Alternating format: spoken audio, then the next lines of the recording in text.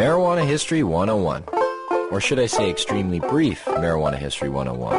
It's big, complicated, and we'll only be able to scratch the surface. So let's get started. The first thing that strikes one as odd when looking at the history of marijuana, which is also known as cannabis, is how very much legal it once was. In fact, it wasn't only legal, it just happened to be one of the largest agricultural crops in the world, including the United States. You see, cannabis can also be hemp. And just what is hemp? Well, it's by and large the most robust, durable, natural soft fiber on the face of this planet. Up until 1883, and for thousands of years before, cannabis hemp was the largest agricultural crop in the world. It had thousands of uses and products. The majority of fabric, lighting oil, medicines, paper, and fiber came from hemp. The first marijuana law to exist in the United States was a law ordering farmers to grow hemp. Benjamin Franklin used it to start one of America's first paper mills. The first 2 copies of the Declaration of Independence were written on cannabis hemp paper. Up until the 1800s, most of the textiles in the United States were made with hemp. 50% of medicine marketed in the last half of the 19th century was made from cannabis. Even Queen Victoria used the resin extracts from cannabis to alleviate her menstrual cramps. But the funny thing about industrial hemp was you couldn't get high from it. Yet, it was lumped in with the following, which also made little sense. Reefer madness. In the early 20th century, yellow journalism had surfaced. Articles depicted blacks and Mexicans as frenzied beasts who would smoke marijuana, play devil's music, and heap disrespect and viciousness on the readership, a majority of which happened to be white. Some offenses included looking at a white woman twice, laughing at a white person, or even stepping on white men's shadows. And this ended up leading to a law in the form of a tax stamp. A tax stamp that would not only include marijuana, but also hemp and cannabis medicines. It's speculated that hemp's potential for an abundance of new products was going to be in direct competition with other sources. And this, added to the reefer madness, led to the eventual downfall of all forms of cannabis. Popular Mechanics magazine had actually prepared an article entitled New Billion-Dollar Crop. Hemp was touted as being able to produce more than 5,000 textile products from its thread-like fiber and more than 25,000 products from its cellulose, ranging from dynamite to cellophane. Its superiority as a source for paper was also becoming known, especially with the development of hemp processing equipment. Now, the new Marijuana Tax Act was all fine and dandy, except for one thing. If you wanted to grow hemp, you needed to buy a stamp, but they weren't giving any out to anybody. And so, in effect, all forms of cannabis became illegal. Things pretty much stayed that way until World War II, when the government decided that hemp once again was a good thing and produced a video, Hemp for Victory. But by the time the war was over, hemp again became bad. And in 1948, when the marijuana law once again came into question, Congress recognized that marijuana was made illegal for the wrong reason. It didn't make people violent at all. It made them pacifists. The communists would use it to weaken America's will to fight. Congress now voted to keep marijuana illegal for the exact opposite reason they had outlawed it in the first place. And all through the years, report after report, commissioned by everybody, from the mayor of New York to the president of the United States, has come back with the view that marijuana should have no criminal penalty attached to it. Yet, marijuana remains as illegal today as it did nearly 70 years ago.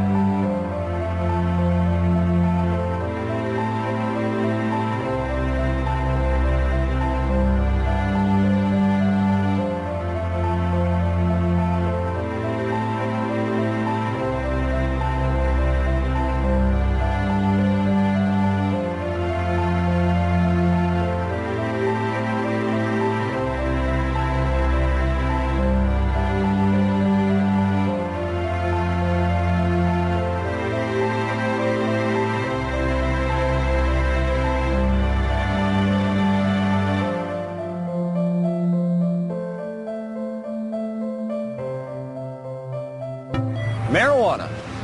It's become big business. A multi-billion-dollar business, both in Canada and the United States.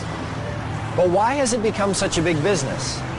Here in British Columbia alone, it's speculated that the illegal BC marijuana trade brings in upwards of $7 billion annually. And up to 85% of that product heads south to the United States. Having become an international issue, when do the lines blur? How does a massive underground market like this survive while remaining illegal? Why is marijuana illegal in the first place? And if prohibition is meant to protect us, I guess the most obvious question is, does the prohibition work?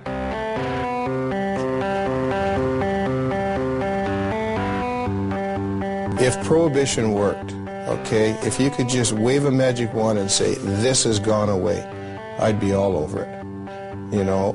But the fact of the matter is that prohibition has never worked. You know, we've been here before. You remember the first prohibition, right? Which was? Prohibition of alcohol. No, I'm talking about the first prohibition. Thou shalt not partake of the fruit of the tree of knowledge. And who was the big cop? And how many people did he have to watch? 2. What are the goals of this prohibition? I assume the goals of prohibition are to reduce the amount of drugs available and to reduce the demand for those drugs. In both instances, cannabis prohibition's an utter failure. Has the prohibition stopped people from using marijuana? You get a phone call that says, I'm from the federal government. I want to know whether you've been using cocaine or marijuana recently. Presumably you might be getting a little bit of an underestimate. In 1937, there were estimated to be 55,000 marijuana users. And now there are estimated to be more than 50 million of them. That's a 100,000% increase. Seems to be quite a few of them. Yes, I'm afraid there are. Whether the drug is criminalized or decriminalized does not affect the rates of smoking of cannabis, either uptake or of discontinuation. So what are the dangers of using marijuana? I don't know. I don't know. Gives you like a rapid heartbeat. Smoker's cough. I'm sure it has some effect on your brain function, memory. I don't know, is there something unhealthy about moving slowly? It's not good for you. You're not fully conscientious of what you're doing. Thicken some membranes in your brain or something. Well, it's been science. I guess I'm being told it's been scientifically proven that marijuana kills your brain cells. That's the one I remember. Marijuana kills brain cells. I thought the same thing. You know, I didn't start smoking pot until about 5 years ago. I thought pot made you stupid. You know, I bought into it just as much as anybody did. I realized when I was like 30 years old that I was tricked. I was like, you gotta be fucking kidding me. 1974, the Heath-Tulin study. Ronald Reagan announces, the most reliable scientific sources say permanent brain damage is one of the inevitable results of the use of marijuana. Monkeys pumped full of marijuana, apparently 30 joints a day, had begun to atrophy and die after 90 days. Brain damage was determined after counting the dead brain cells of both monkeys who had been subjected to the marijuana and ones who had not. This study became the foundation of the government, and other special interest groups claim that marijuana kills brain cells. Here's what they didn't tell you. After 6 years of requests, how the study was conducted was finally revealed. Instead of administering 30 joints a day for 1 year, Dr. Heath used a method of pumping 63 Colombian-strength joints through a gas mask within 5 minutes over 3 months. They suffocated the monkeys. What they did is they put these gas masks basically on their face and they pumped pot into it, but without additional oxygen. So after X amount of time, the brain shut down. Well, if you suffocate, the first thing that's going to happen is your brain cells are going to die with lack of oxygen. So what they did is they suffocated the monkey, showed all these dead brain cells, and then went on to associate it by saying that cannabis use causes your brain cells to die. And how many people, not knowing the origin of the study, have gone on to quote it and re-quote it. And now people believe it. Studies since have shown no signs of any brain cell damage. In 2005, new research suggested that marijuana could possibly stimulate brain cell growth. That study hasn't received the same attention. Another common belief? Marijuana causes lung cancer.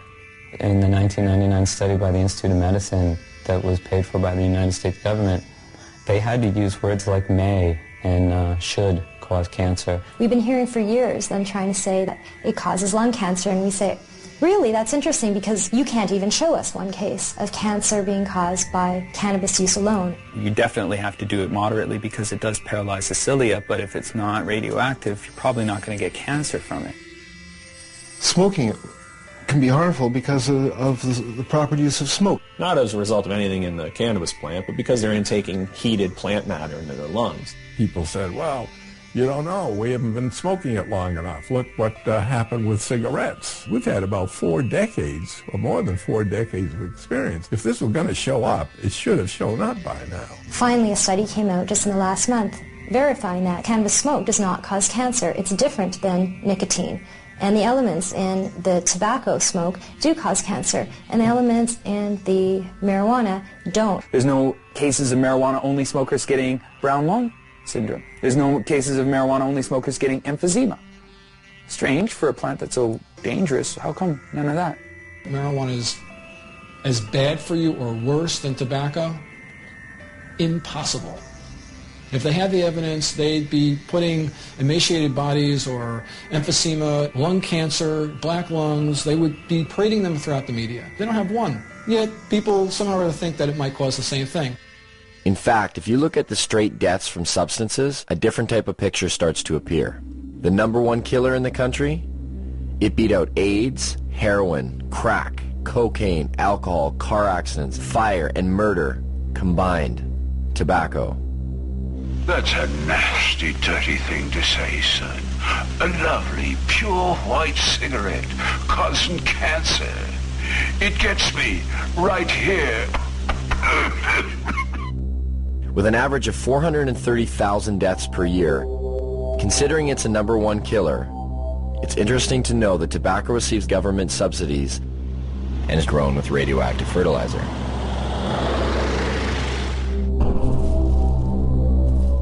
Now get out there and sell cigarettes! #2 on the list? If we don't include poor diet and physical inactivity, with well over 85,000 deaths a year, alcohol. As we look much further down the list, there are others that may surprise you. Caffeine comes in with 1 to 10,000 deaths a year. And some of our most popular pain relievers, non-steroidal anti-inflammatory drugs such as aspirin, still make an appearance with over 7,500 deaths annually. Where does marijuana lie in this? What kind of staggering number do we find? I don't know, 50,000? 250,000? 300,000? For marijuana, I'd probably say then 80,000. I would say it would be hundreds of billions. Get ready for it. Here it comes. There are no deaths from cannabis use. Anywhere. You can't find one. In 10,000 years of known use of marijuana, there's never been a single death attributed to marijuana. There's 400,000 deaths in America alone every year that are directly attributed to tobacco. I've heard that you have to smoke something like 15,000 joints in 20 minutes to get a toxic amount of delta-9 tetrahydrocannabinol. I challenge anybody to do that. And even in the animal studies where people have loaded the animals up with doses that would be hundreds of times what a human could possibly be exposed to, no, the animals don't die. The LD50 seems to be astronomical. I mean, you can die from ingesting too much aspirin.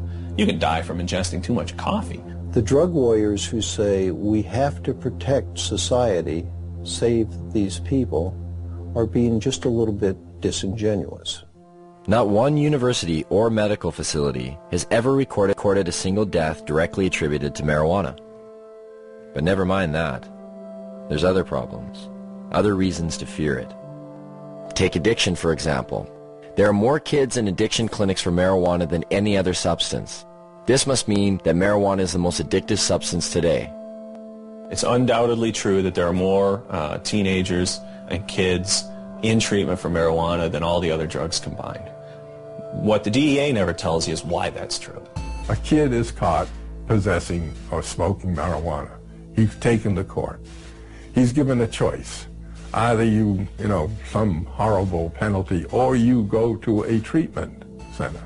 Obviously chooses to go to treatment, and goes to treatment there, he's considered an addict. But then the DEA gets to point to that stat and say, look at all these kids in treatment for marijuana. God, it must be because today's marijuana is not the marijuana that your parents were smoking. As far as I understand, only 3% of the people in treatment for marijuana are there voluntarily. The other 97% were told to by their guardian or told to by a judge. So you can choose between jail or treatment. And a lot of people choose treatment.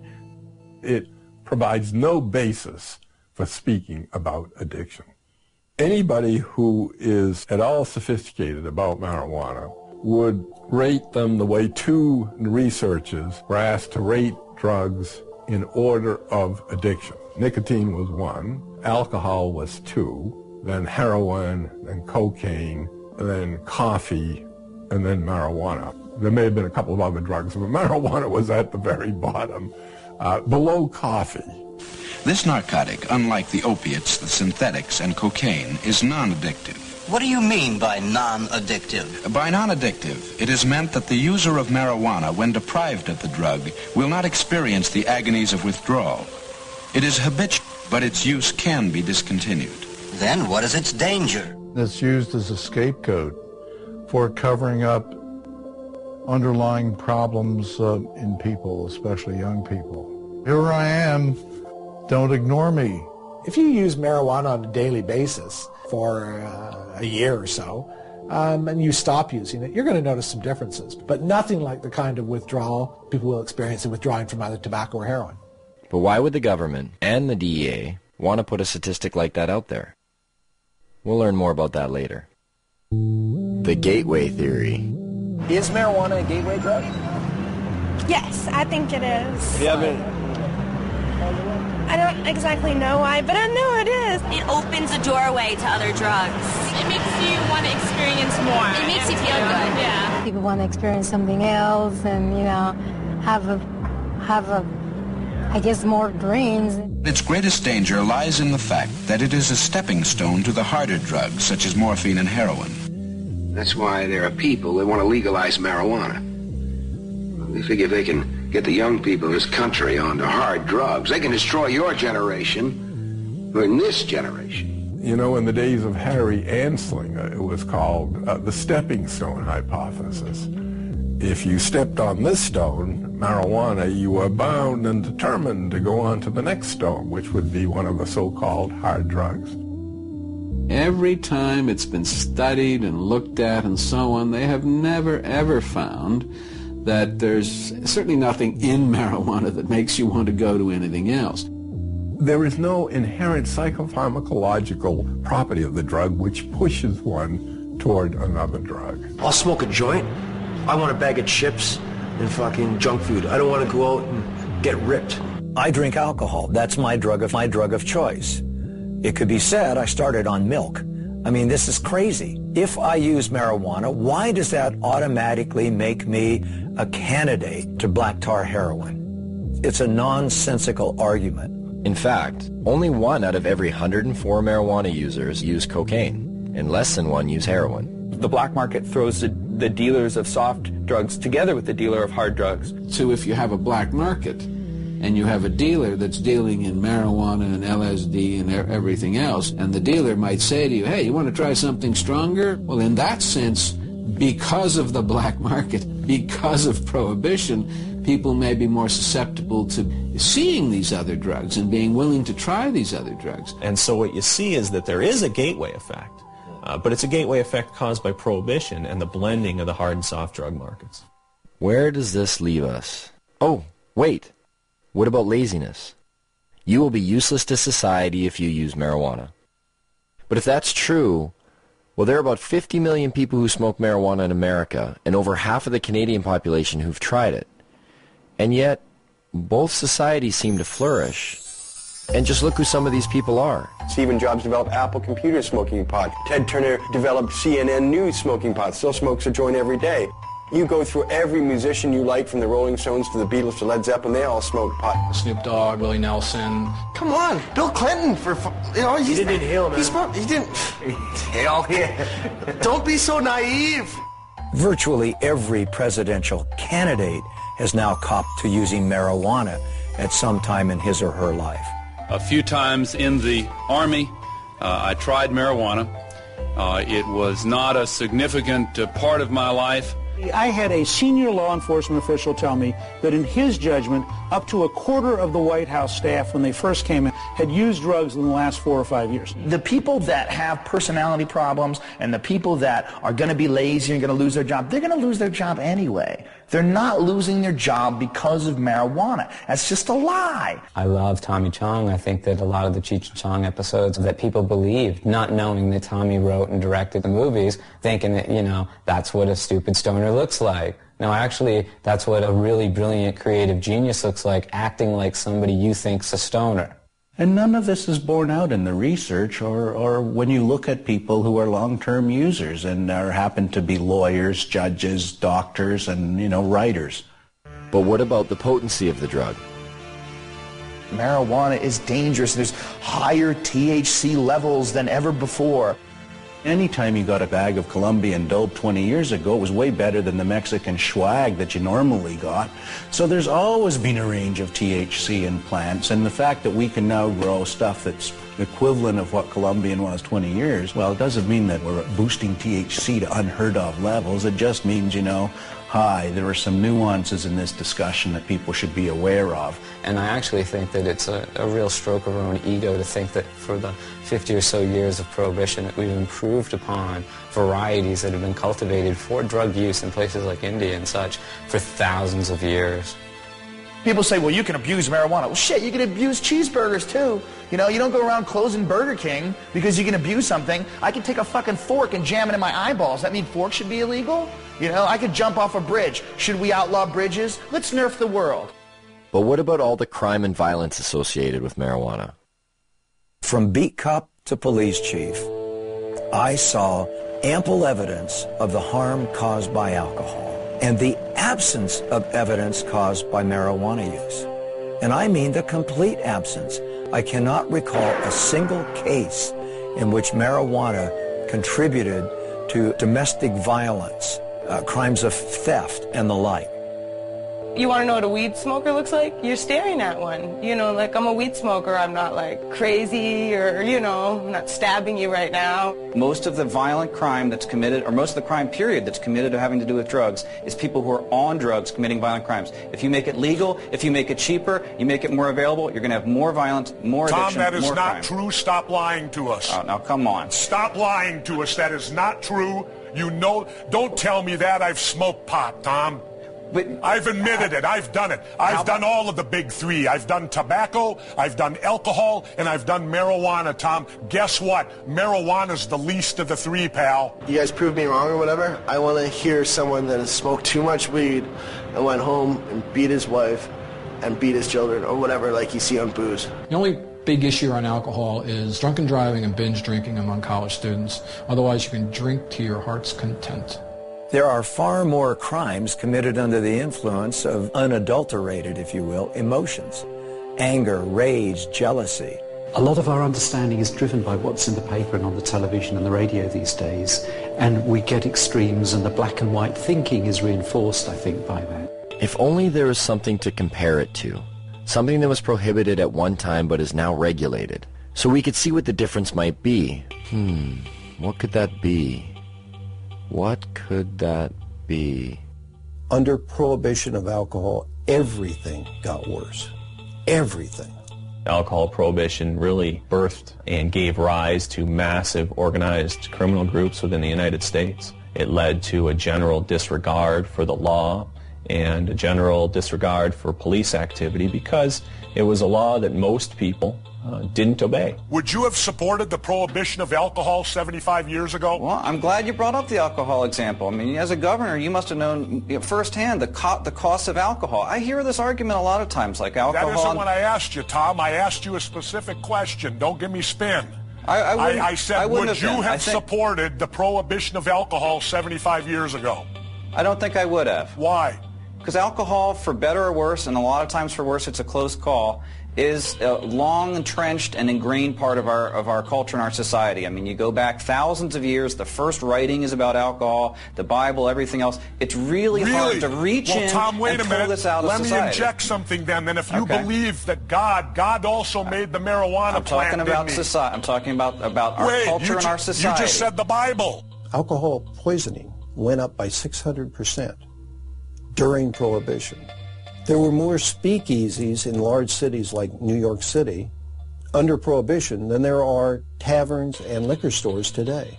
Sure, one can point to alcohol as being a continuing social problem, but we don't have people shooting each other over alcohol. When alcohol was prohibited, people lived at that time to know the difference between prohibition and non-prohibition. They could see that the prohibition of alcohol caused the emergence of gangsters in the underworld that took control of these substances. Alcohol then was no longer in their control. Could this be the same for marijuana? It strengthens organized crime, without a doubt, because you have to be a criminal to sell it.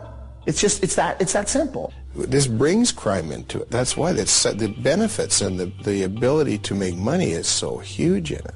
Weapons were used to intimidate people, and we've seized approximately 50 weapons, sawed-off shotguns, and most of them are loaded. Where's all this competition we've heard so much about? Do you call these prices low? Marijuana is just a weed, and marijuana is worth more ounce for ounce than gold. You don't find legal commodities, at $200 an ounce. You don't even find them at $200 a pound. Heck, most things are $200 a ton for corn and grain and barley. That's why when you walk 10 pounds of marijuana across the border into the United States, it becomes worth 20 pounds. You create an artificially inflated value for that drug that is so huge that people decide it's worth murdering people in order to control this market. I think the Fraser Institute called cannabis prohibition a gift of revenue to organized crime. But what do growers and dealers think of this? Would you like to see the government in the future legalize marijuana here in BC? Stealing money from us? I know I wouldn't like to see it legalized. The government would control and regulate the product, and that could potentially hurt a lot of people in the industry. How can you compete with factories just have perfectly rolled out doobies? They'd perfect it, and we'd all be out of money. It makes for strange bedfellows. You've got the police and the high-level drug dealers both agreeing that we should maintain this prohibition. Well, when you got high-level drug dealers saying prohibition is good, you might want to scratch your head a little and think, well, shoot, why would they want to continue prohibition? I can't imagine why a grower who's making $150,000 or $300,000 a year would ever want to see marijuana legalized. I mean, the last thing a grower wants is sensible policy. The madness continues and they continue to get rich. You know, Betty, I'm going to bring this up at the business meeting tomorrow. You make the penalties stiffer? You know what? Good. For those people who are not getting caught, price goes up. See, so not only do we allow them to tell us how much drugs are going to be supplied, the potency of those drugs, who they're going to sell it to, where they're going to sell them, just to make sure they get it all right, we let them keep all the profits. So you've got essentially a Wild West. You've got an unregulated market in which anything can happen.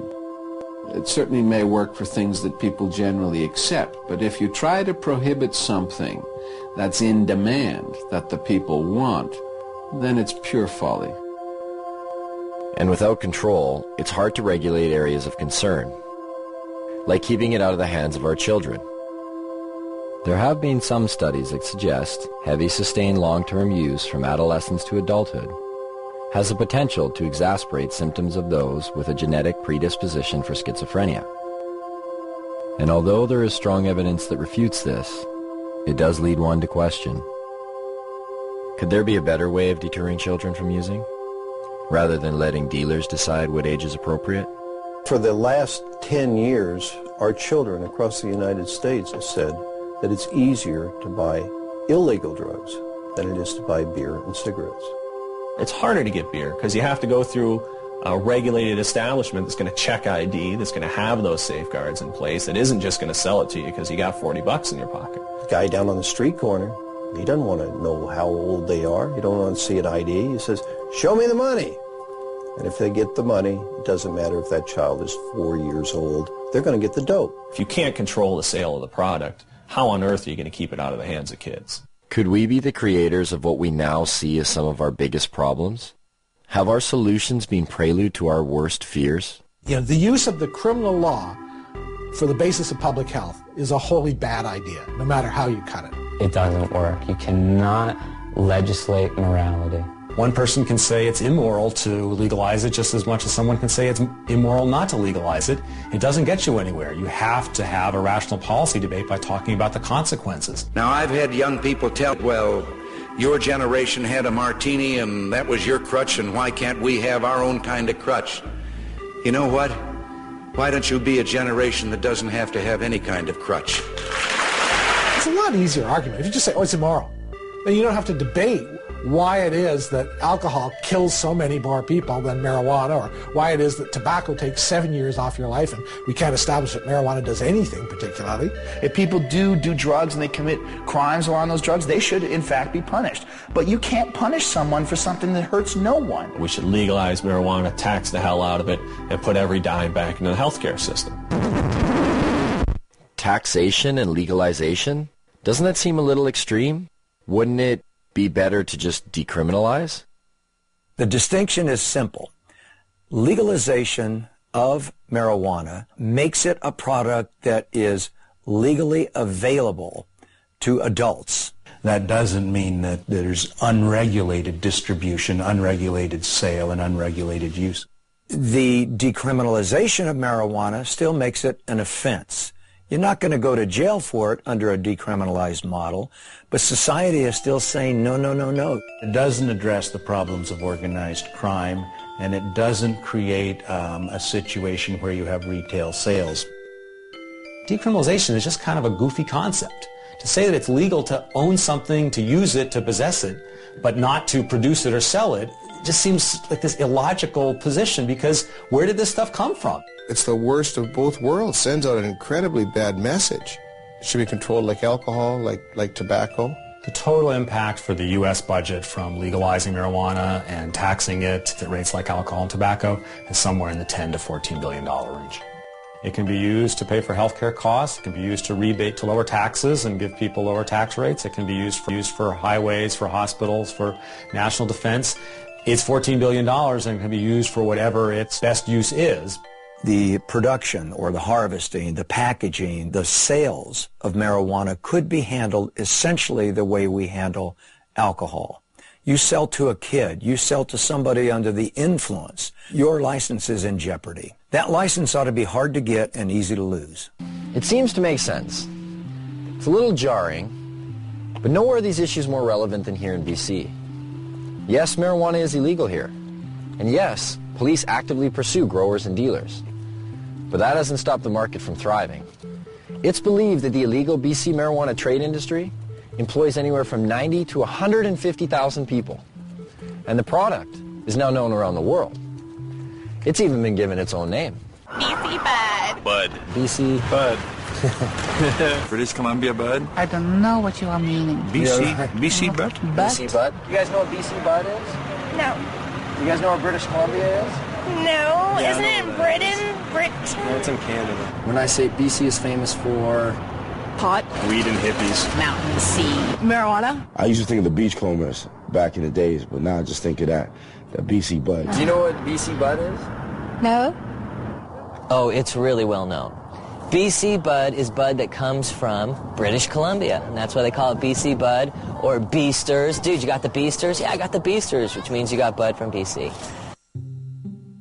You know what the word grow up is? I'd say it's pretty common knowledge here what a grow up is. People do them in their houses or in their basements. I'm surprised it's not in their dictionary. A grow up is something that happens inside somebody's house, like one of our friends or something, and they just grow weed inside their house. Do you know anybody that's growing marijuana? I don't, well, no. Kelowna. My hometown. With a population of only 100,000, Kelowna is said to house well over 1,000 grow-ups. A police officer stated in the local paper, if they were to bust one grow-up every day for a year, they would still be nowhere near getting rid of them. And Kelowna is not alone. Where are they in BC? They're everywhere. They're in every single corner of the province. There is no community in the province that doesn't have grows and hasn't had an increase in growth. But the fact is that there's thousands and thousands and thousands of grow-ops all over British Columbia. And the most common thing you hear when they raid a grow-op is from the neighbors is, I had no idea they were growing pot on my street. You know, if you actually took my estimates seriously, that there were 17,000 grow-ops in British Columbia in the year 2000, if you took that seriously, you're looking at roughly 1 out of every 100 dwelling units in British Columbia. We need to have a sense of that. Not bad for a province with a population of only 4 million people. It's certainly changed a great deal from the 70s and 80s when it was an import-export business to the domestic production business of the 90s and beyond. That would make us Columbia North. We're talking a lot of production. The reality is that there's a huge range of people involved in the marijuana industry in British Columbia. It's not a hierarchy. People don't beat you up if you go into the marijuana industry. It ranges from people growing a few plants to members of motorcycle clubs and others possibly being involved in the business. Police at one time used to attend to every single call that came to their attention. Somebody called and say, I think there's a grow. Police would do an investigation, do a full investigation. Well, that has dropped over 7 years to where it's only about half the time.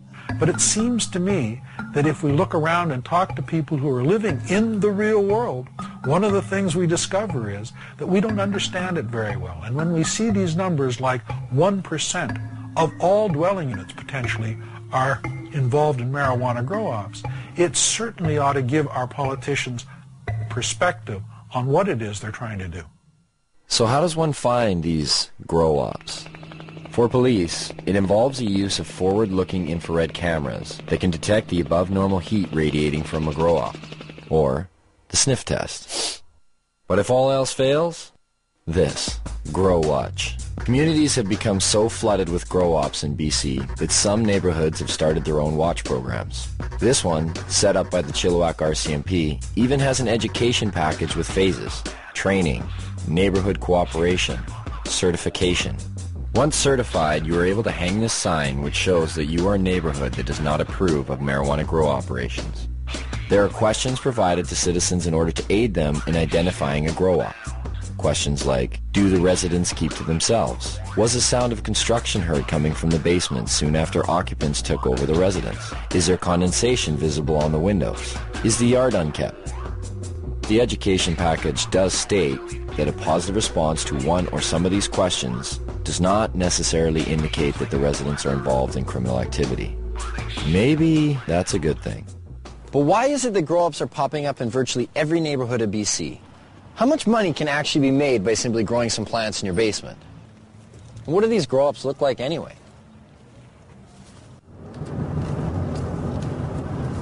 We finally got a grower. Right now we're driving to meet them. It's around 8 lights. It's not a huge show. This is what they use for clippers and stuff like that. When they hire clippers to do a show, you put these on, and if people are looking from the outside, it just looks pretty much like you're wearing sunglasses. But when you're on, I mean, I can't put them on right now because I'm driving. Won't be able to see. This is everyone's getting glasses. Director, thanks. Other producer. Where's my phone? We just wait for the phone call, so we'll keep in line for when this comes to.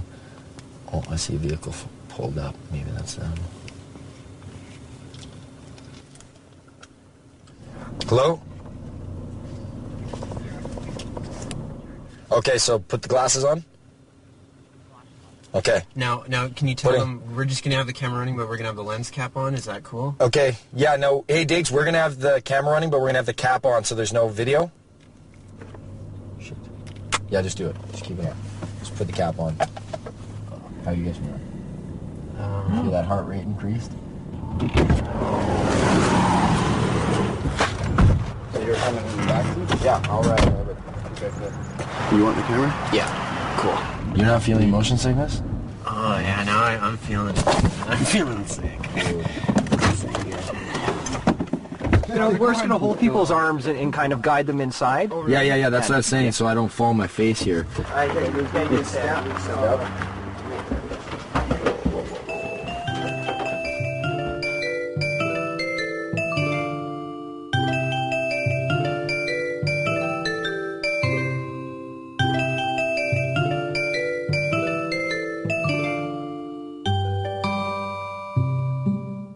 Real grow-op. The grower admitted that this wasn't the biggest of grow-ops. In fact, it was probably on the small end of the scale in terms of size. But I really didn't care. There are just so many things to see.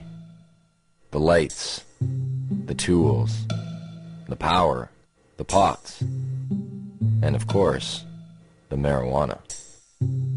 What do you guys do for the smell? I noticed there's like a big... Well, we got this carbon filter here or whatever, and it just kind of filters the air in there, and then it goes underneath the house, and we have it so it goes into like a dog shed. So like I'm in the beginning stage and I'm learning. Over here, there's also another room in there. So you have a total of, is it 8 lights? 8 lights, yeah. They go on 12 hours. This one runs 12 hours in the daytime. This one comes on 8 at night. Did you say like the majority of the guys you know are just growing to earn some extra money? Yeah. It's like they have normal jobs, and you know they're normal 9 to 5 type of guys. The grower told me he cropped out about every 2 months, and every crop was worth about $20,000. That's $120,000 a year. Even though this was a small grow-up, the numbers didn't seem small at all. If those kind of numbers are coming out of a setup of 8 lights, what kind of numbers are coming out of the big ones? And where do you find them? Well, it would seem just about everywhere. Barges, semi-trucks. Whether it was for the mobility of it, or whether it was an attempt to disguise the smell of burning marijuana, of growing marijuana, in any event, it's unusual for that reason. Even in train cars? Yes, it seems as though even our beloved caboose cannot escape grow-up fever. When we read that 20 train cars were buried underground to grow marijuana, busted or not, we had to see this. So we set out. But not before asking our sound man if we could use his SUV, and coaxing him with a little free gas. Where we were going, we would need it.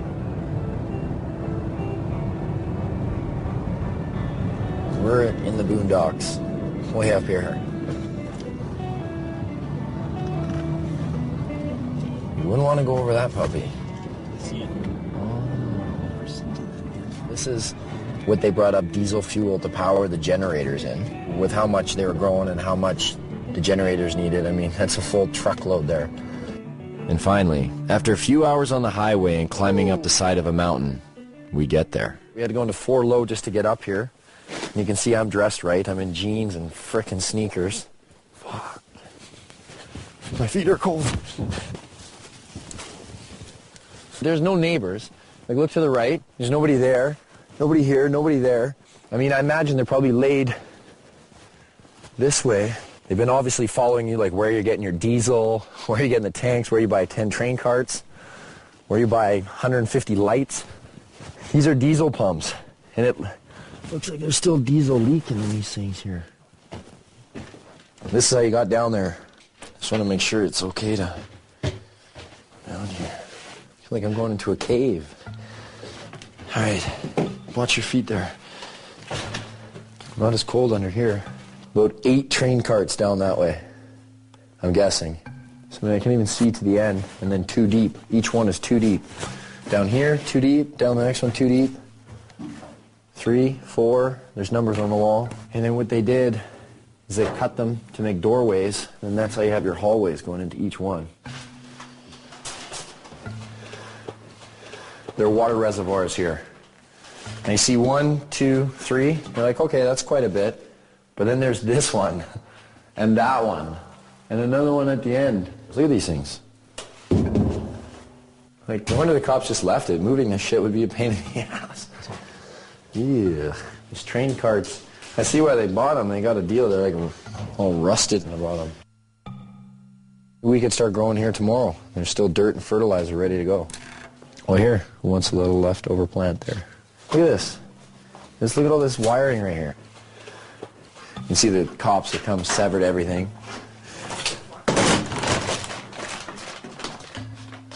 What are those chains for?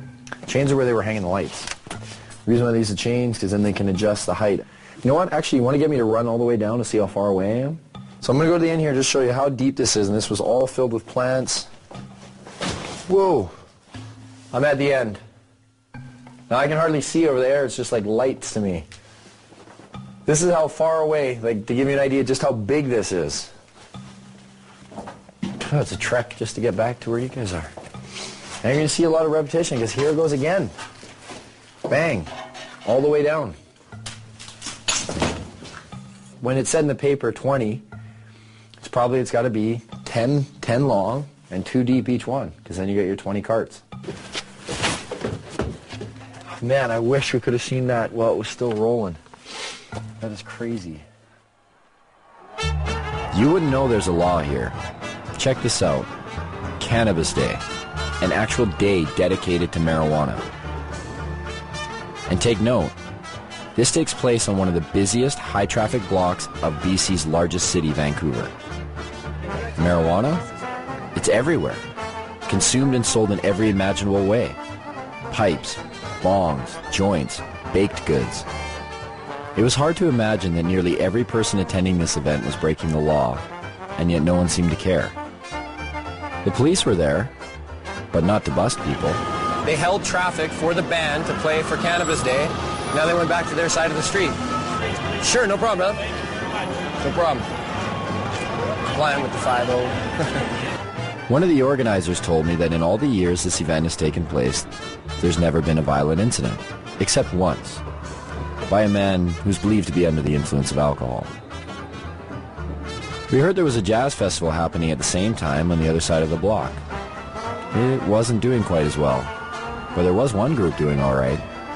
Right up there, as you can see, still Cannabis Day going on, but right here, not even a block away, is a church retreat, and they're selling donuts. I was like, well, what do you guys think about the rally? And they're like, we need to pray for them. And I was like, what? You guys are selling food for them, right? And that's, I'm sure they've sold record amounts today, I guess, too. So we'll see. We'll get an interview here shortly, hopefully. The interview never came. There was so much marijuana, it was unbelievable. I think we almost all got contact highs just from being around the smoke. But I did get a donut. I did purchase some of these on the way out. Those church girls got me. A culture of marijuana has been established in BC. From paraphernalia to cafes, from seed selling to its very own political party, the BC Marijuana Party, even bakers.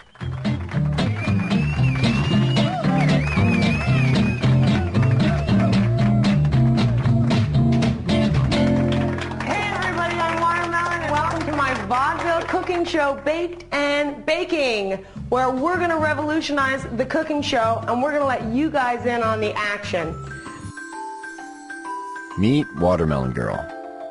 She's made a name for herself as BC's only drug dealing, nudist, comic, pinup, baker. Did I get all that in? She was arrested for selling her cookies down on Wreck Beach. A nude beach. Is this for real?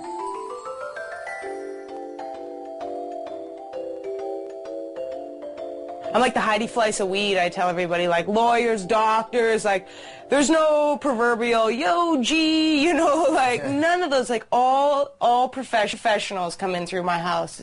You know, a lot of people with money, a lot of people in politics. You don't want to know who comes through here. You know, my mother was a baker and her mother was a baker, and we just bake.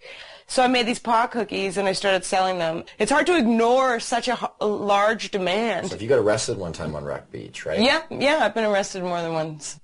Allegedly trafficking ginger snap cookies. Allegedly trafficking ginger snap cookies. So I'm assuming not regular ginger snap cookies, right? The one with right. Snap crackle pot. But even the judge is like, uh-huh. You know what I mean? Like he's seen violent crime after violent crime, and then along comes the cookie girl. Cops are supposed to come and remove undesirables from communities, and I clearly was not an undesirable person in my community. Like, somebody else needs cookies.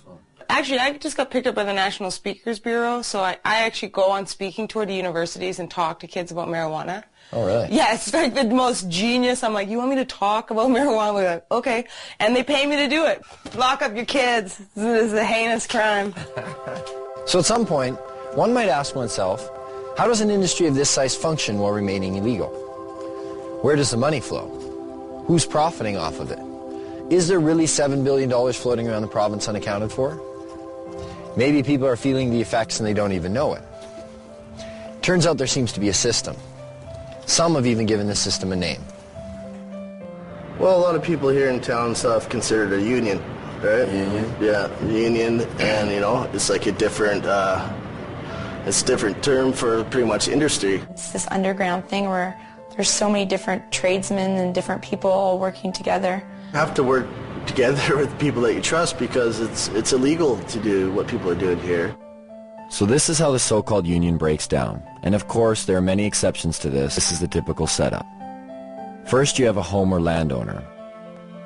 He doesn't take on much responsibility. He is simply the legitimate owner of where the grow operation will take place. All he has to do is pick up a briefcase every 3 months and pay off his mortgage. His hands are clean because he can claim ignorance if the grow operation is busted. Oh, I'm sorry, officer. I didn't know they were growing marijuana there. Then you have his 50-50 partner, the contractor, who will provide the equipment and hire the grower or grow himself. The grower is known as the fall guy. Why the name? Because that's exactly what he is. If the operation is busted, he takes the fall. Once the crop is matured, clippers are then hired. They prep the weed for distribution by cutting away the excess leaves and stems. What a lot of people don't understand is a part of the marijuana plant that people smoke is the bud, which in essence is the plant's flower. It's not the leaves. Clippers are generally hired on an hourly wage starting around $20. Tax-free, of course. Once the marijuana is ready, in steps the weed broker. He's not always required, but sometimes the partner with the equipment needs a broker to buy his product and then sell it for him. In the event that a broker is required, it usually means the weed is headed south to the United States. In that case, the broker will buy the pot for somewhere between $1,800 and $2,000 a pound. He'll then hire a border jumper, a risk taker, someone who has the balls and hopefully the wits to get the product over the border. Some of the most common ways?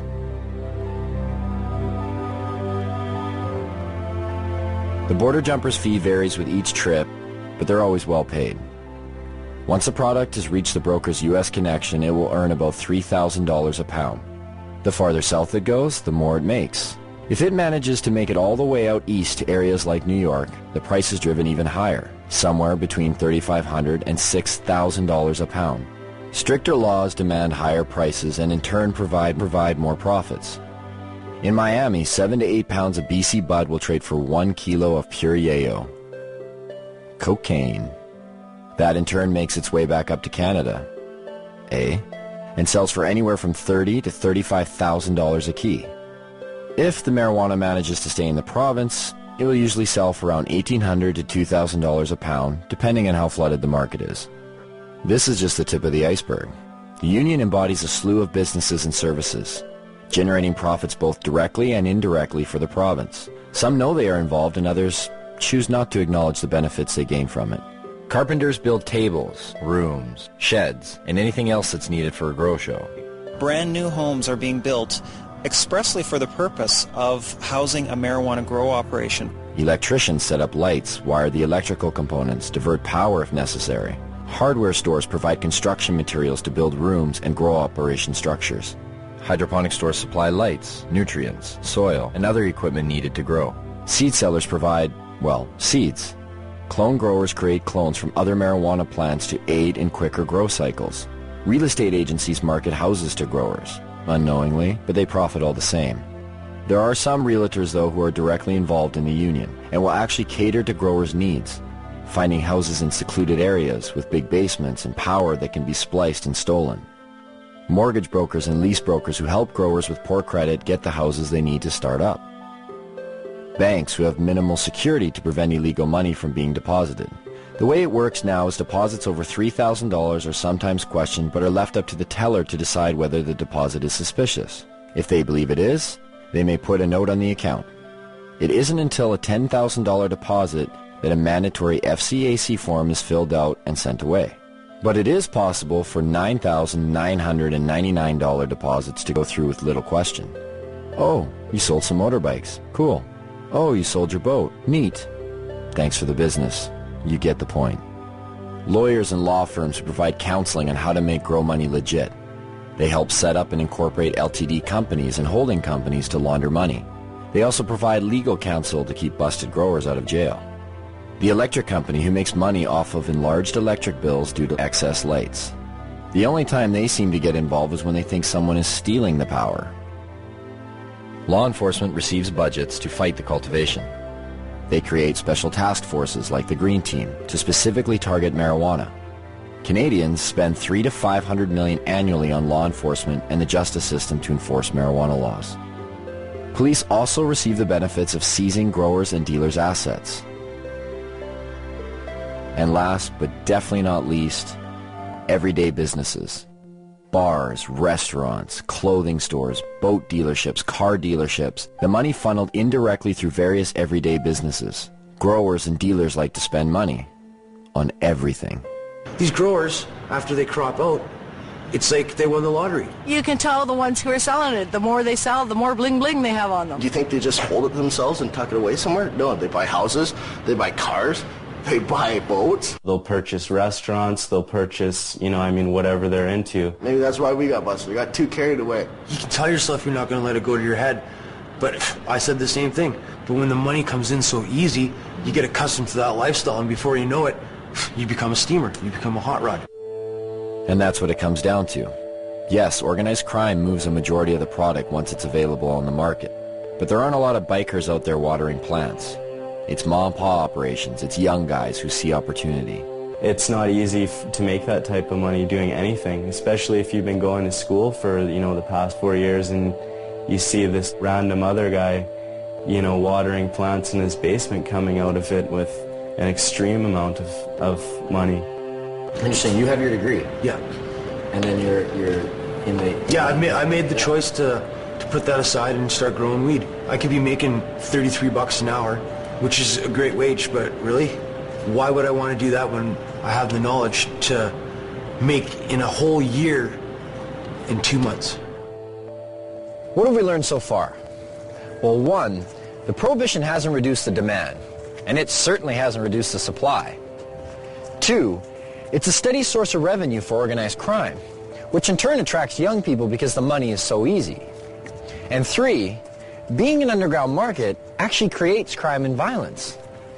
And yet, the only one paying the costs for all of this are the taxpayers, people like you and me.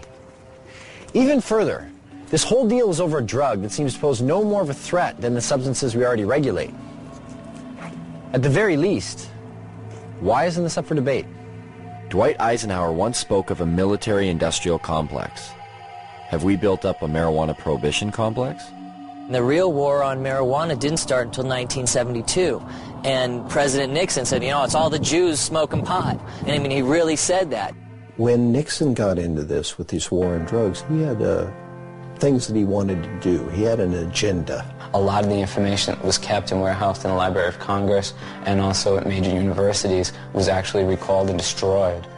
The Nixon report that came out through his administration, it was called the Schaefer Report. It was by a Republican governor, and when he studied it and gave an answer, you can pick this report up, pick up any page, open it, and if you actually have experience with cannabis, you'll realize they're telling the truth. And then when it came back saying that marijuana was essentially harmless, he totally ignored it, so we're going to launch a war on drugs anyways. Didn't even print as many copies that Congress and the House would have been able to see. 1970, beginning of the war on drugs. 76 New Jersey troopers became detectives. I was one of them. They designated 1/3 of us undercover. I happen to fall in that 1/3. That's where I spent the next 14 years of my life. What we were targeted on was the pot smokers. There was a very good reason we were targeted on pot smokers. Most of them were protesting against the Vietnam War. Now, if you could arrest that whole group of people because they were smoking pot, you didn't have to have a Vietnam War protest, which Mr. Nixon thought was a pretty good idea. So when President Nixon declared the civil war that we're living in right now, the drug war, in 1972, it was really a war on marijuana. It really didn't kick in until the 80s when Reagan, took over his presidency of the U.S. Ronald Reagan, he said, these young people, they get together, they read books, they smoke marijuana, and they talk. Like these three elements were a recipe for disaster. How do I feel about legalizing marijuana? Am I for it or against it? I am totally against legalizing marijuana. And make no mistake, in the U.S. government, the focus of their war on drugs is cannabis. The focus of their rhetoric is cannabis. It's certainly used as a poster child for all drugs. When you see an ad for drugs, it's always the marijuana leaf that goes up. It's almost like a religious jihad. more powerful than going for the gusto. Causes people to think. When people think, they question. They question things like, say, the war in Vietnam, or race separation of blacks and whites like they did in the 30s in the jazz clubs, or women's rights, or the Gulf War, or oil wars. It's real simple. You put your loafers on, you put your black socks on, you get in your car, you have your briefcase, you say hi to your neighbors, he mows his lawn just like you do, and things keep moving along in the same direction they always have been. That's why marijuana laws exist. There are, in my opinion, people in government at all levels of government who know that it's not a winnable war, and yet they continue to pursue it. Acceptance of drug use is simply not an option for this administration. Often we go to debates and it's a police officer debating us. Okay, the police are supposed to enforce the laws. They should not be arguing for or against laws. That's not their job. Well, what is their job? Is it to enforce laws that exist on the books, or to determine the policy of the laws that are made? The way to justify the policy is to create a lot of fear and then spend a lot of money combating that. Quite frankly, if you took the using population of all the other illegal drugs combined and you eliminated cannabis from that equation, there wouldn't be a big enough drug problem in either this country or the United States to justify the massive expenditures that go towards fighting the war. The amazing thing is the small amount of enforcement that is necessary.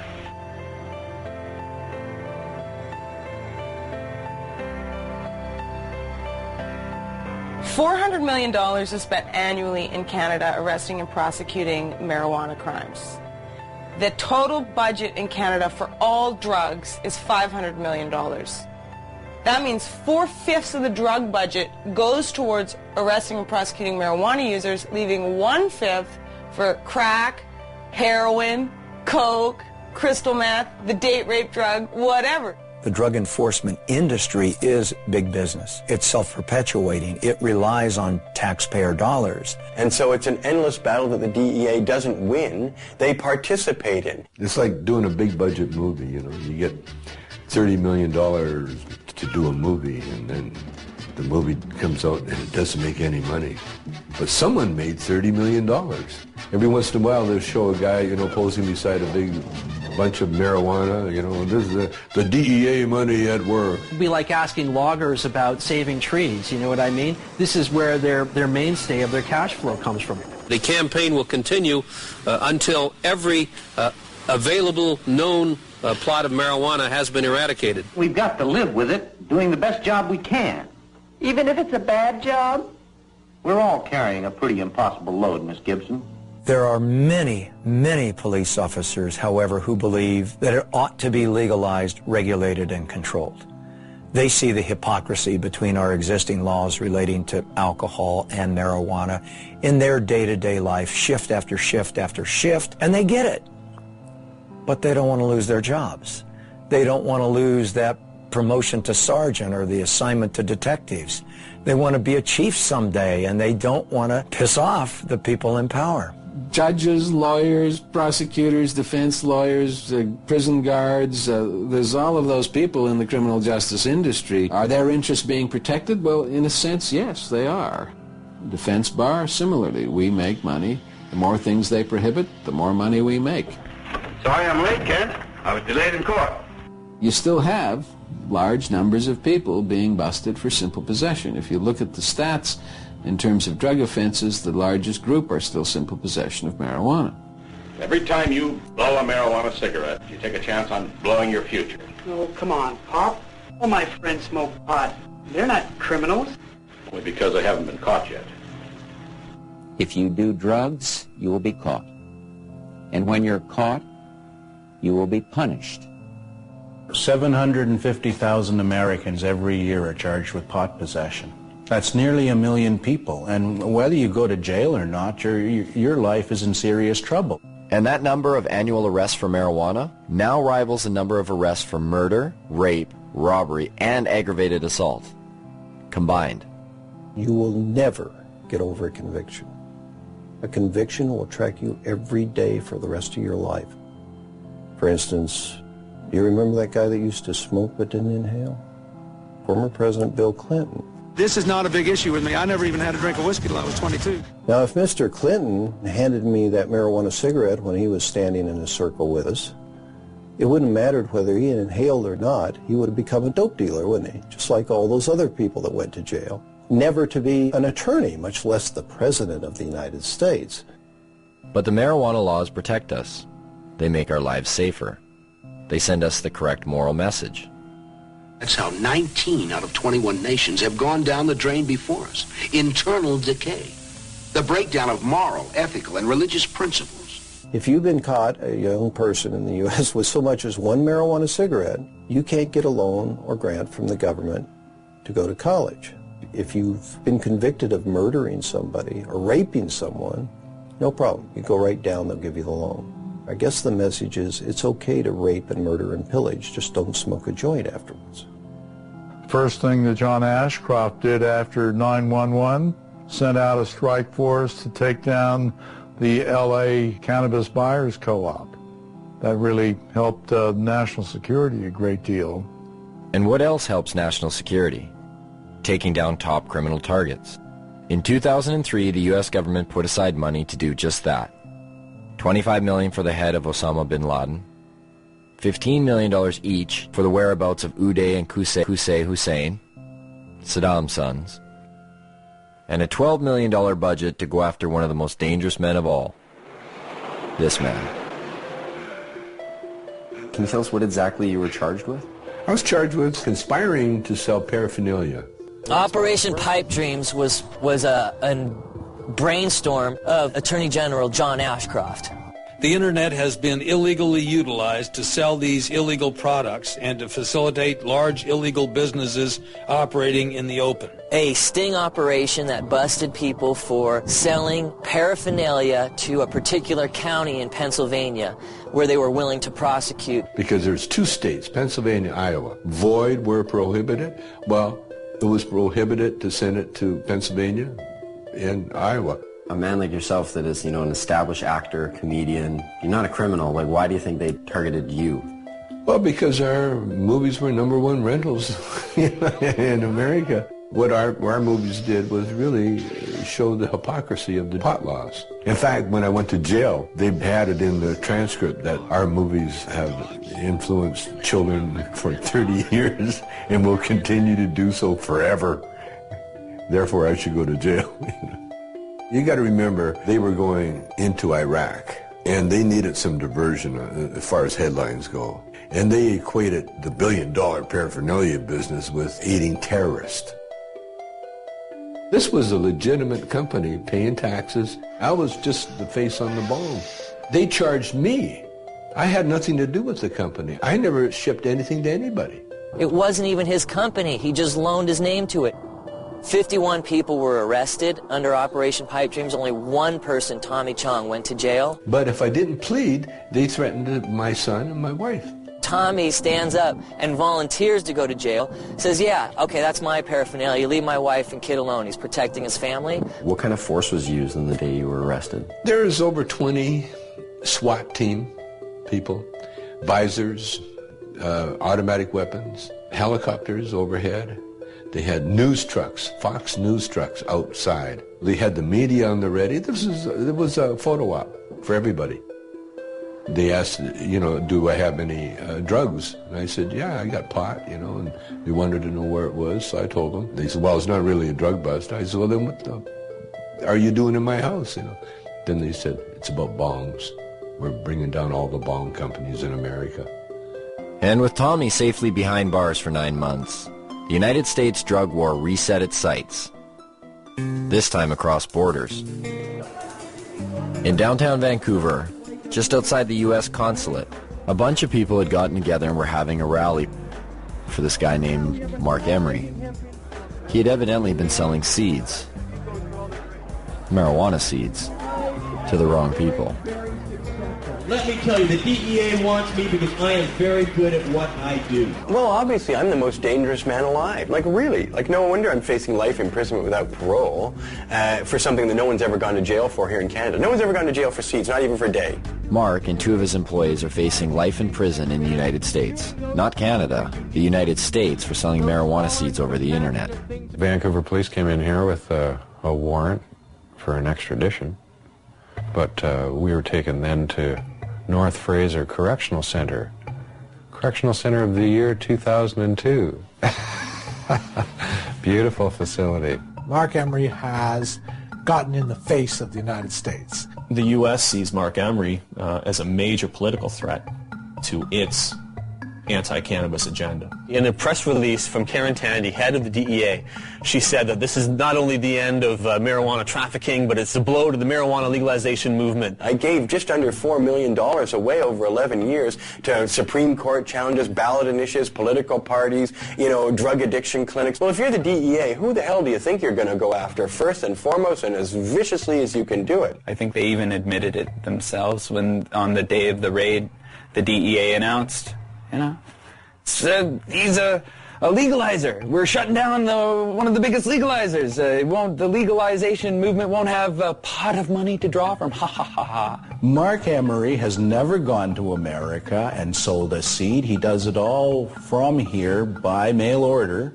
And it's akin to Canadians ordering, a machine gun from somewhere in America. It's against the law, and if we receive it here in Canada, they come and arrest us for receiving the machine gun.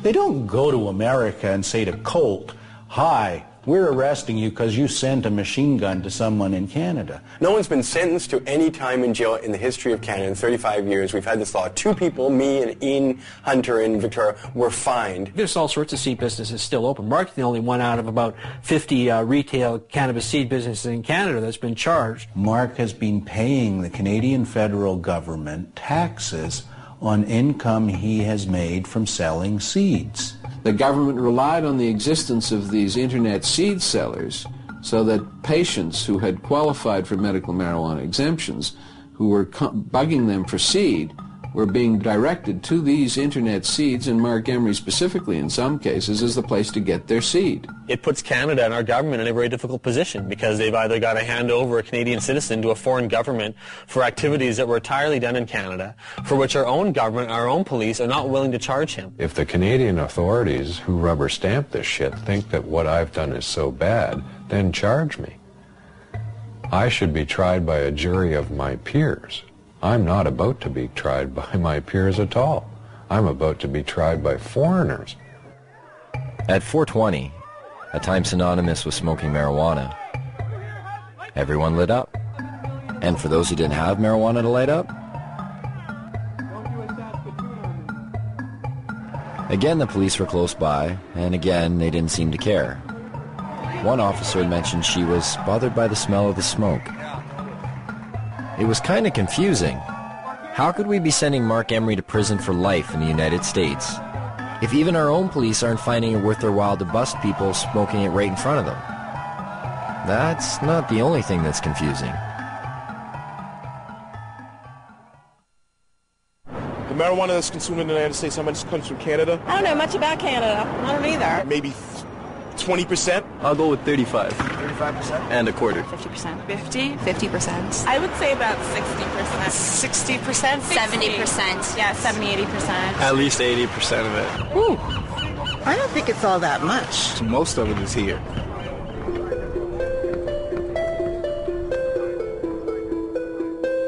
We're getting the drug czar saying, BC bud. This was when some of the people in Canada were trying to get marijuana legalized. John Walters went up there and said, what you're talking about is passing a law that will allow you to export poison to my country. When we talk about poison, exporting poison, what do we export to Canada? Cigarettes. 430,000 people die in the United States every year from ingesting cigarettes. 5 million around the world. So who's exporting the poison here? Of the 6 million people who benefit from treatment and need it in the United States today, 60% are dependent on marijuana. You know, they invited me. I'm sorry.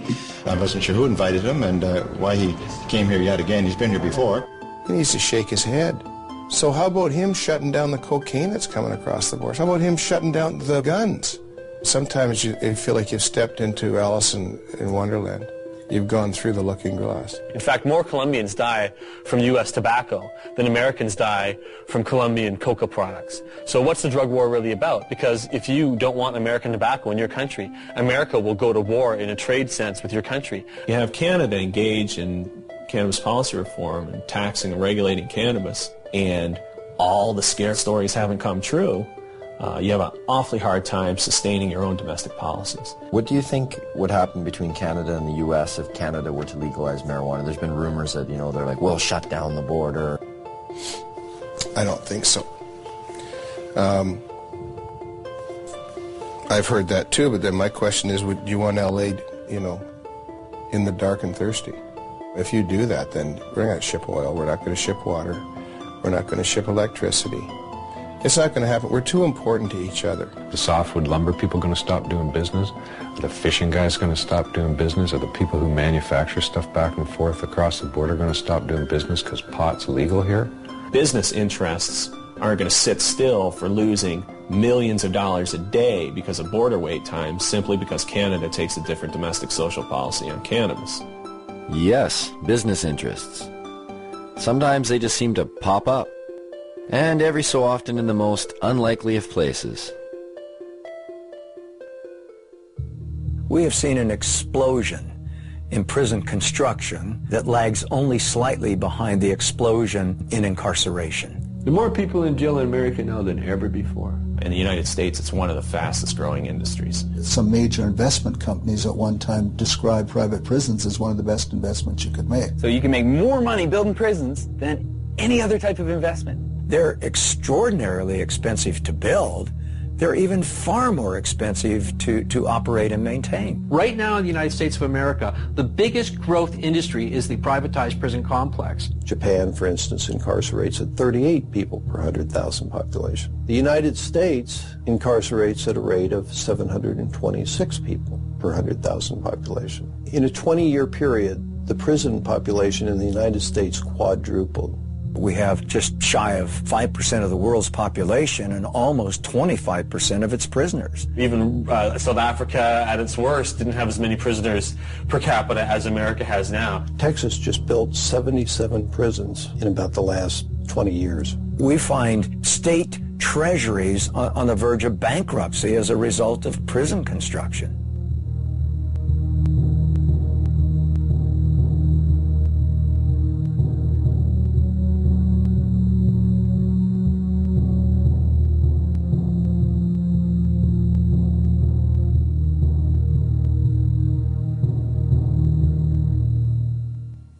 Some think there won't be room for them in jail. We'll make room. We're almost doubling prison space. Some think there aren't enough prosecutors. We'll hire them, with the largest increase in federal prosecutors in history. In the late 80s, there were about 5 privately run prisons in the United States. By 2005, that number had reached over 260. As soon as you've accumulated a certain amount of capital from building prisons, you can start investing that in ensuring job security, ensuring there'll always be more prisoners around to require more prisons. We have private prisons? What the fuck is that? How did that happen? How can you profit over people going to jail? That's scary. That's a bad, bad sign. Our society is in deep, deep, deep trouble if nobody's looking into that. Correctional guard unions have become powerful lobbying groups, pushing for longer sentences on less serious crimes. California's has become one of the most powerful in the state. The California Department of Corrections budget rose from $923 million in 1985 to $5.7 billion in 2004. Between 1977 and 1999, overall local and state spending on corrections across the country grew 946%, almost 2.5 times the rate in which spending on education increased. And prisons aren't the only thing money's being spent on. There are millions of drug tests per year. There's money to be made on that. It's huge. It started off with people saying, we really need to test people in dangerous occupations. Things like police officers should be tested, pilots in airplanes. Then somebody said, well, our athletes, we should probably test them for drugs too. Then somebody came along and said, well, it's not just the professional athletes. How about the athletes in colleges and high schools? They need to be tested too. Then they thought a little harder and they said, well, suppose we just test everybody that goes out for an extracurricular activity. That should be constitutional because they don't have to do that, you know. So now if you want to join the chess club at school or the French club, you got to pee in a bottle. Now they're pushing to make laws to test all children at school. All the studies show this doesn't have anything to do with whether kids use drugs or not. So it looks to me like this has a lot more to do with the money that's being made for drug testing. Can you imagine how much money will be involved if we can randomly test every child in school? A lot of these places that have been urine testing have refused to continue to do it because the only thing that these urine tests are finding is marijuana. The other drugs that people take dissipate from their systems fast enough to not be found. If they smoke a marijuana cigarette, 28 days later, if they pee in a bottle, they're going to show that they've had a drug. But if they use a hard drug, heroin, cocaine, methamphetamine, in a long weekend, nobody can tell that they've used that drug. So what does that say to our young people? It says if you don't want to get caught, don't use the soft drugs, use the hard drugs. It's not just urine anymore, it's hair and saliva. They'll do blood testing. There's industry there. This is money. They're not doing it for free.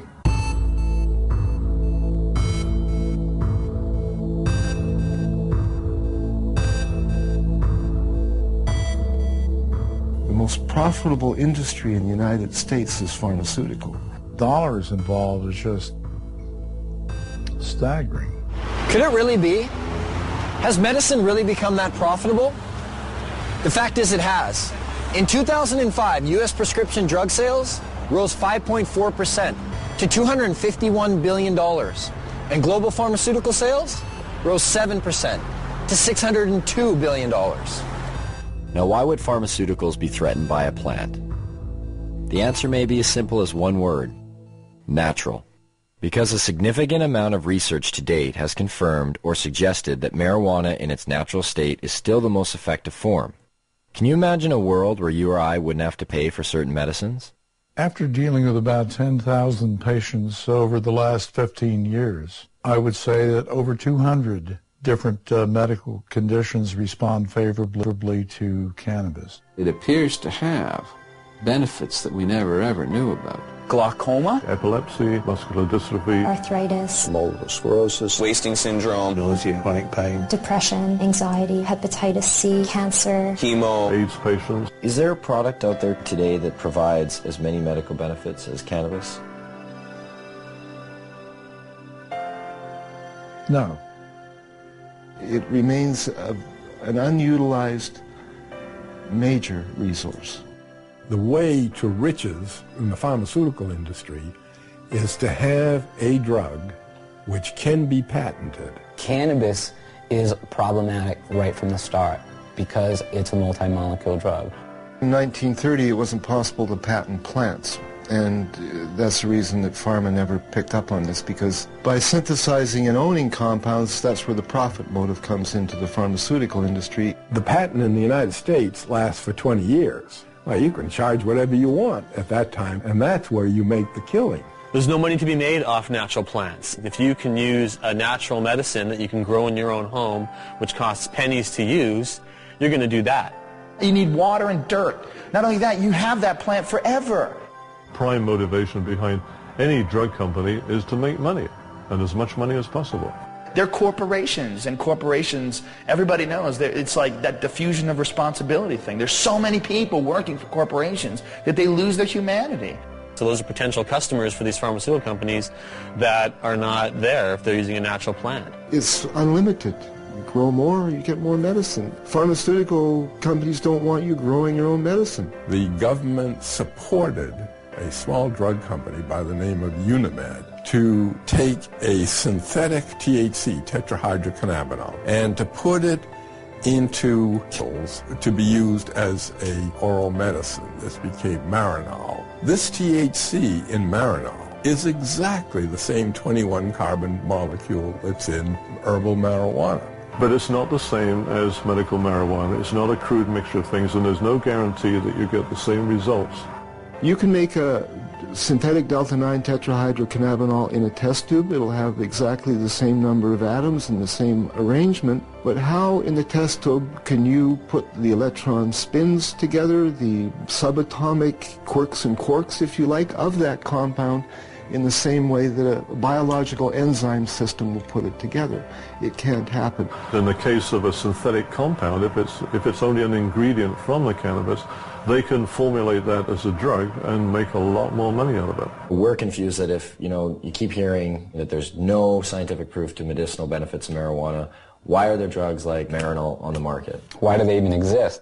Well, that's part of this double talk about it. If we take and change it a little bit so you believe it isn't marijuana, then it's okay. It's a great medicine.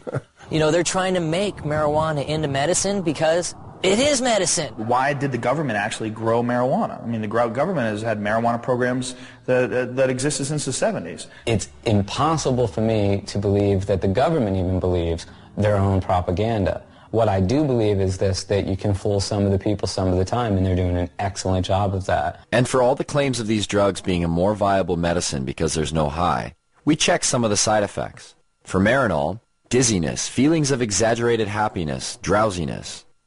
Last time I checked, those were signs of getting high. If it is indeed side effects of marijuana that are preventing the pharmaceutical world from accepting marijuana as a viable medicine, then they better start paying more attention to the products they've been marketing for years. Every year, prescription medicines kill over 100,000 people. The pharmaceutical industry has been excellent at convincing the public that they need their potions. If you watch any kind of commercial for drugs, they're always using the third person. For example, where does a headache come from? It comes from out there somewhere. Don't sell the steak, sell the sizzle. How many people in this country alone are addicted to antidepressants? How many people who are on antidepressants really have imbalances, and how many of them just got off of a bad relationship and they're depressed? It seems to be acceptable to give people something as long as you're wearing a white smock or you've given them a legal prescription. Doesn't matter how deadly the particular drug might be in terms of side effects. What we call modern medicine is actually alternative medicine because it's highly experimental, it's often dangerous, often toxic, and it kills a lot of people. To me, it's crazy. There's a lot of stuff out there that'll affect you in different ways. Look at aspirin, heroin, both invented by Bayer. I thought heroin came from opium seeds. And Just natural effect of opium, you keep making it more and more concentrated? No, you have to add certain chemicals to it and tweak it a certain way. It doesn't just come from opium itself. What was heroin made for? As a cure for morphine addiction and coughs. Heroin, the sedative for coughs. Pseudoephedrine. That's the main ingredient in methamphetamine, is to cure the cough, the cold. To get a cold, oh, I think I'll do some meth. When you look at it from a large perspective, like, what's weed? Even Francis Young, the DEA's own judge, who took medical testimony for over 2 weeks, made this statement. Marijuana, in its natural form, is one of the safest, therapeutically active substances known to man. Yet, despite this, and the ever-mounting number of real-world patient success stories, cannabis remains listed as a Schedule I narcotic. Under that category, marijuana is classified as having no known medical value.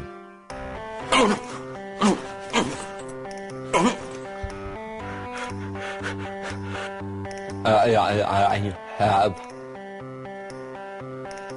multiple sclerosis. When we first met Greg, his shaking was so severe, he informed us that he would need a few puffs of marijuana in order to participate in the interview. The difference was night and day. What do you say to those that say marijuana needs to be tested and regulated and have the high taken out for pharmaceutical companies to consider it a valuable medicine? Huh. That's a pretty, and I only mean this as a measurement, as to how much it is actually a pathetic thing to say. I mean, just look at me. Is it not blatantly obvious that I have just enjoyed however many tokes? I look happy. Greg has been using marijuana for years and stated to us that he's never experienced any negative effects. I'm never. I need my marijuana. That's stupid. It takes away my discomfort, let's call it. It does enhance my very being. Where do you think you'd be if you didn't get to smoke it, like dealing with your pain?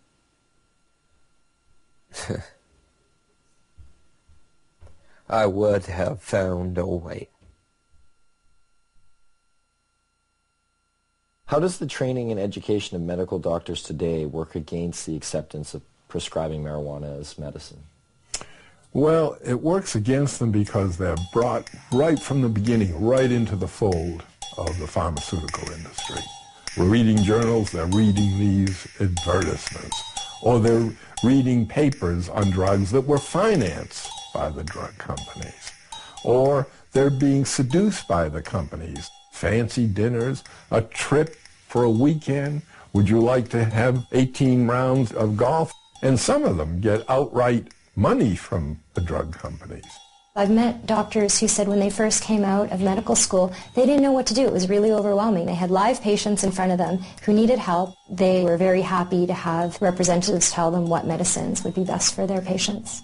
So doctors have a bias toward the products of pharmaceutical industries.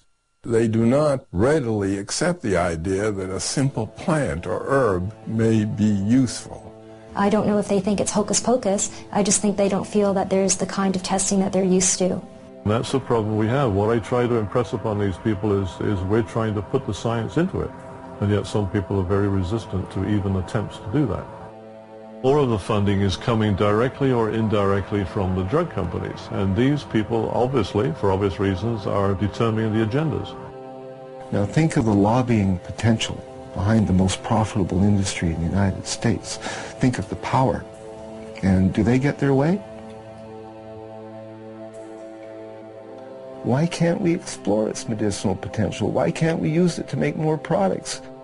To myself and people involved in this business, it stopped making sense a long time ago. The common response is really the medical marijuana is a stalking horse for legalizing it. And so what? What do they want? We should be making use of this plant. And really that's all I can say. The restriction, the prohibition is all, in my mind, just stupidity. And I don't condone stupidity. And that's a problem.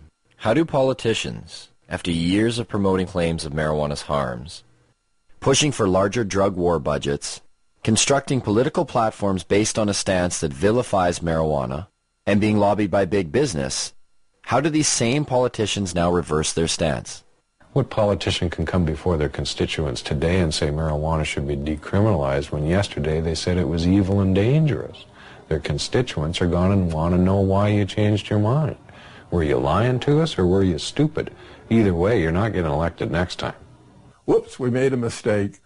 You 17 million people should not have been arrested. Some of you jailed, some of you fined, some of you lost the handle on your career. One way to bypass this problem in the face of ever-growing empirical evidence is to divert attention. Add a word: medicinal. Put the word medicinal in front of marijuana, and you are now talking about something completely different if you're a politician. Why is there a perception that healthy people are affected differently and unable to fend off the detrimental consequences, whereas a person with a lowered immune system or terminal illness seems to experience none of these effects? Some people go home at the end of the day and they drink to kind of wash away the day, you know, just like, that was a hard day, I need a few drinks, relax, kick back. So is that relieving pain? Maybe. Or is it pursuing pleasure? I don't know. So if you think about this in the context of cannabis, it also has relevance. The government's a lot more likely to forgive cannabis use if it's for relief from pain. If it's in pursuit of pleasure, that's a problem. And I think that points to something about our culture that's a little bit odd. What works for one doesn't necessarily work for another. The father-son confrontation. Mom smokes like a chimney. And you have a drink every day and smoke too. It's not the same. Why not? You can get cancer. Your liver can rot away. They believe today, and I'm disappointed in the media, that it hasn't brought this information, this new information to the people of this country more than it has.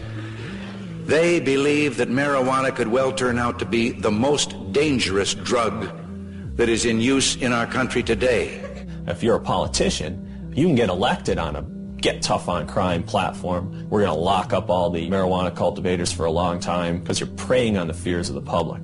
Spokesmen for giant special interest groups, whether those special interest groups be law enforcement or whether they're private prisons or whether they're pharmaceutical companies or whether they're oil companies. We have spokesmen for gigantic corporations that are trying to calm us and get us to press the right button in the voting booth.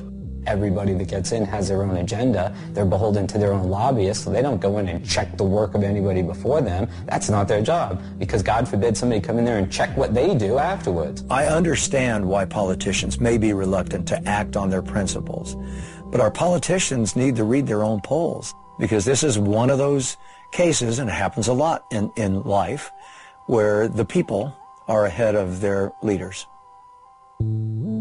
Hempfest, the largest event for cannabis in the world, a showcase of modern-day hemp.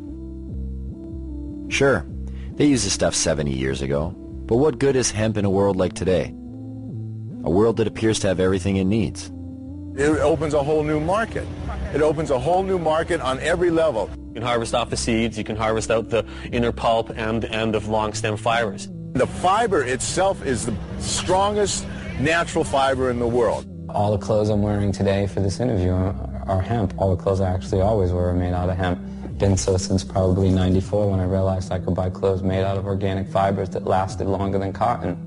You can eat hemp seeds, and it contains all the essential amino acids and fatty acids. It makes fuel. You can make biodiesel out of it. Hemp is an excellent source for biofuel. When you grow hemp for fuel, every crop unleashes a huge amount of oxygen into the environment. And in fact, the same amount of oxygen that you lose when you burn it off, you gain back. So it's a closed cycle, ending the greenhouse effect.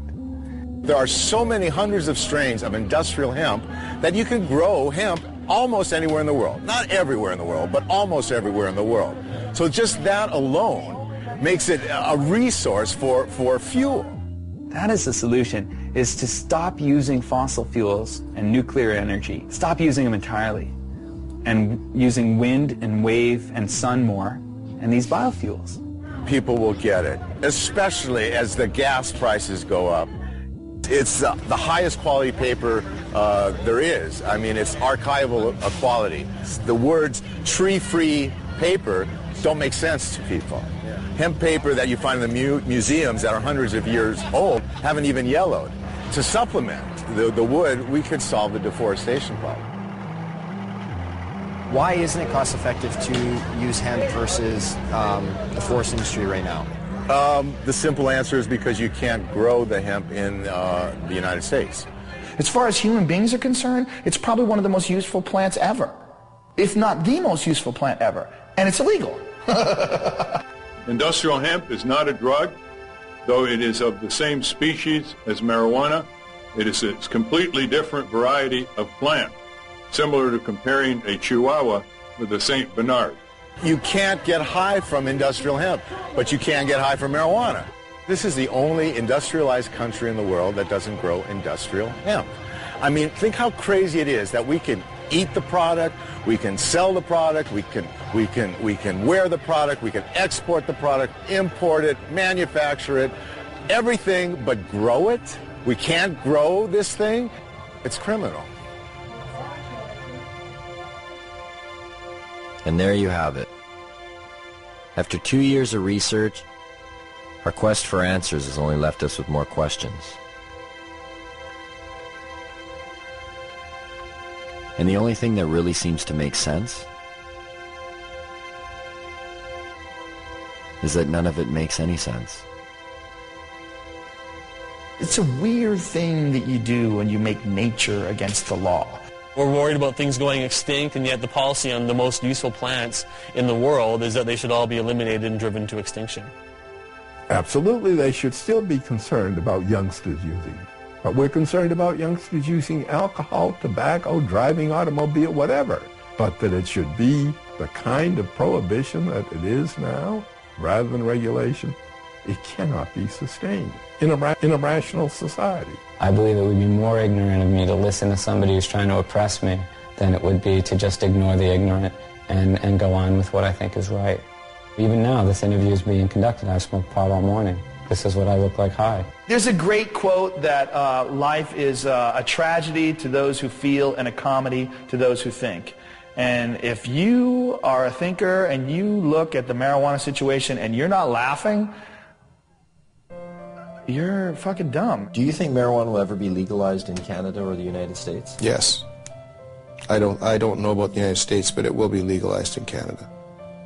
I won't be alive to see it. I used to believe it was right around the corner back in the 1970s. Check out the gray hair. I confess to being 61. I believe it will happen. I didn't used to. As recently as 2 or 3 years ago, I was convinced it was not going to happen in my lifetime. I wish you didn't ask me that question, but I would say I think it will be. It's always a possibility. It's, there can be breakthroughs to reason. All we have to do to end it is get 50% of Congress plus one human being to say it's over, and it's over. There's a movement in this country, and some people have more faith in it than I do.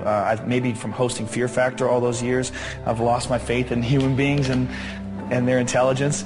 I think it's inevitable. I believe that the truth will set us free, and I think the truth is infectious, and I think that while cannabis per se is not addictive, learning about it quickly becomes. When I published Marijuana Reconsidered, I, in the last chapter, predicted that once people understood these things about marijuana, the prohibition would be gone. It would be gone in 10 years. Carl Sagan, who was a very good friend of mine, read the manuscript and he said, "Lester, pessimistic. 10 years?" Well, here we are, 45 years later, and nothing has happened. Nonetheless, it can't help but happen. I mean, you can't sustain a lie like that forever.